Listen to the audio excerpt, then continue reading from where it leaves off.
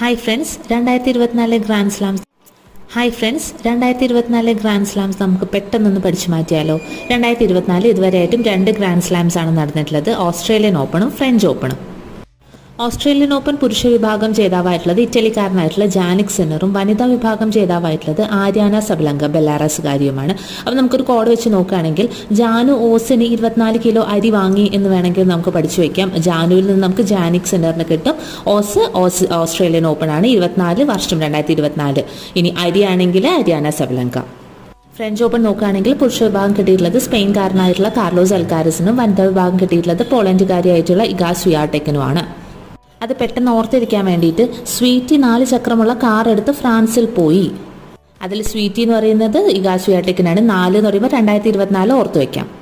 ഇനി കാറിന് നമുക്ക് ആരെ കിട്ടും? മെൻസ് ആയിട്ടുള്ള കാർലോസ് അൽക്കാരസിന് കിട്ടും. ഫ്രാൻസിൽ നിന്ന് ഫ്രഞ്ച് ഓപ്പൺ ആണെന്നുള്ളതും ക്ലിയർ ആവും. Thank you.